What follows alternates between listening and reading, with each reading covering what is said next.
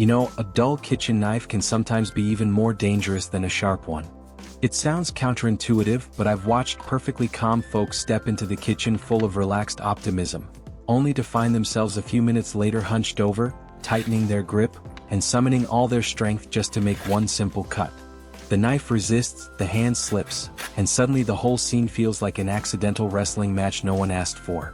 A dull knife also has this remarkable ability to stretch time in the worst way possible. What was supposed to be a quick meal turns into something that feels as long as a never-ending meeting. Every push of the blade feels like an endurance test rather than a normal cooking task. And with all that force and lack of precision, you're practically inviting mishaps to stroll right into your kitchen. And then there's the mood. Cooking should feel comforting, almost therapeutic, but a dull blade can turn that moment of peace into a patience-draining exercise you didn't sign up for. But hey, if you're dealing with this situation, don't worry, I've got just the solution. First things first, to build this homemade knife sharpening tool, I've got a turnbuckle in my hand, the kind you usually find on construction sites. It might not look like it belongs anywhere near a kitchen, but believe me, we're going to use this very turnbuckle as the adjustable angle pillar for our DIY sharpening setup. And follow along with me.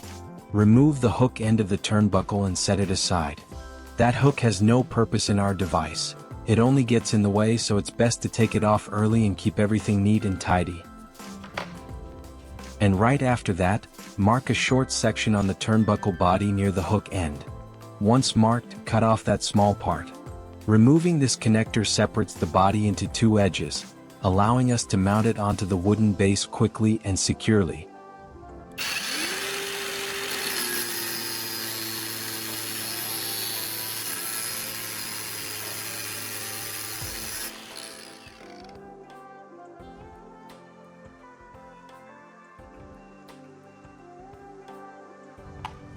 Next, prepare a wooden board with the dimensions I've already measured on the screen here. Everything has been calculated ahead of time, so you can rest easy. Just grab the board as shown, and it'll fit perfectly for the upcoming assembly steps.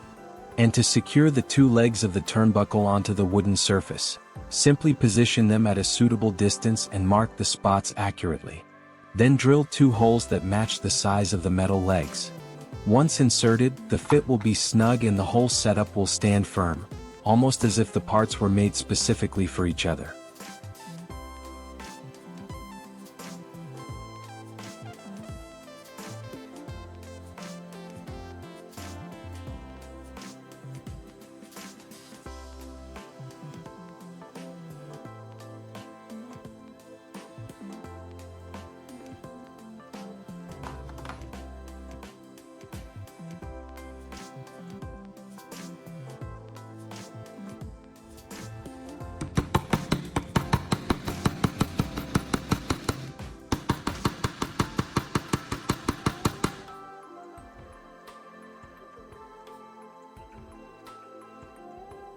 Even though it already looks stable, we should still add a bit of liquid adhesive to secure the legs properly.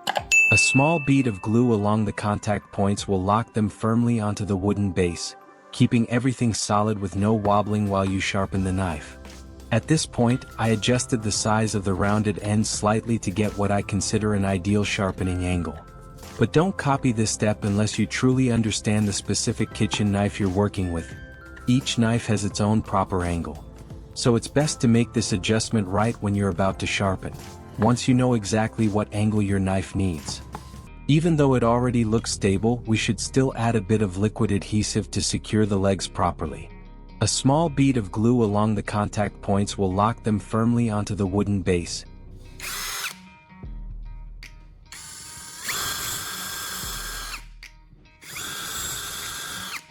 For this step, we're only using a few simple items: metal washers, screws, and some plastic zip ties.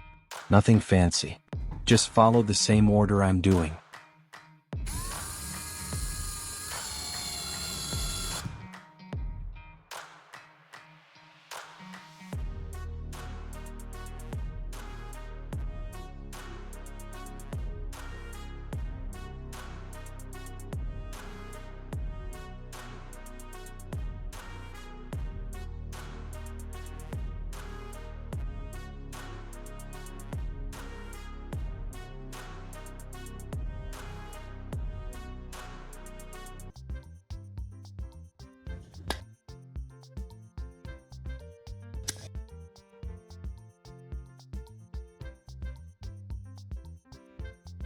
This small rectangular wooden block may look plain, but it's an equally important part of our sharpening tool.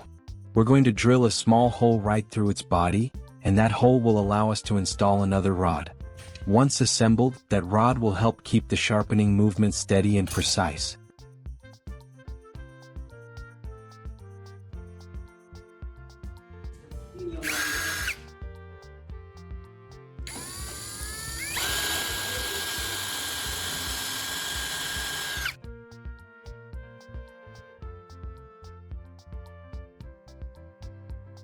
The ideal rod I'm using here is simply a welding rod. It's compact, straight, and sturdy, exactly what we need for the sliding mechanism of this sharpening tool. Nothing fancy required. A basic welding rod is more than enough to give the whole setup a smooth and reliable guide. My homemade sharpening tool has 2 sharpening stages. For the first stage, I use 400 grit sandpaper, fine enough to refresh the edge but still coarse enough to shape the sharpening angle. We'll stick this sandpaper onto one side of the wooden block, turning it into a stable, flat surface perfect for controlled sharpening.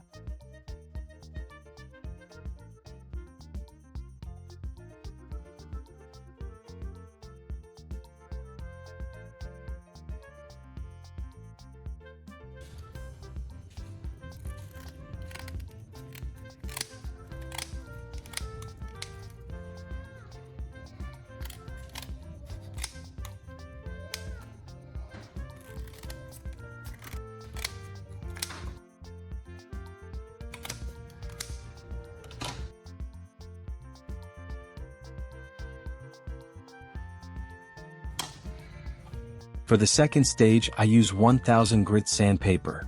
Much finer, perfect for polishing and finishing the blade. Since I already demonstrated this step earlier, I'll keep it short this time. Just stick the 1000 grit sheet onto the remaining side of the wooden block, and you've got your fine finishing surface ready to bring the blade to its ideal sharpness.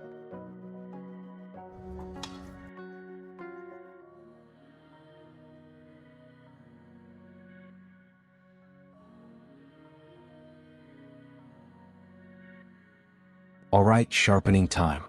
I usually let a bit of clean water run over the sandpaper surface to keep everything smooth. You might want to do the same, since it reduces friction and gives a more even edge. After finishing the first grit, it's a good idea to flip the block and move on to the finer side to complete the sharpening. Just 2 simple steps, but if you follow them patiently, the blade will regain its shine and sharpness with ease.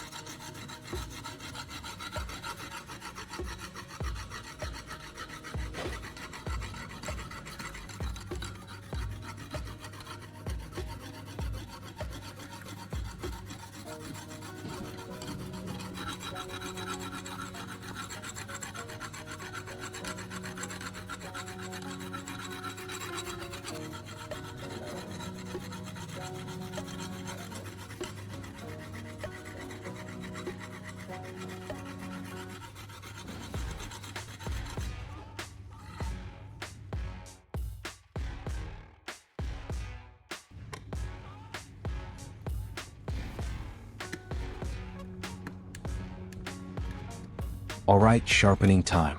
I usually let a bit of clean water run over the sandpaper surface to keep everything smooth.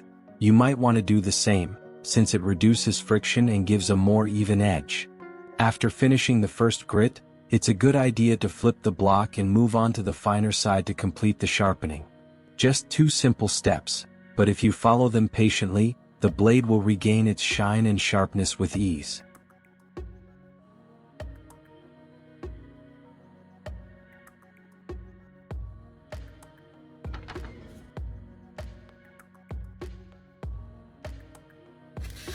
From the very first cut, I knew that every moment spent taking apart that old turnbuckle, drilling tiny holes, sanding, gluing, adjusting, all of it had been leading to this one rewarding moment. The blade moved so effortlessly that I almost double-checked to see if I was actually touching the material. That silky, confident glide. It's the kind of feeling only someone who has revived an old, tired blade truly understands.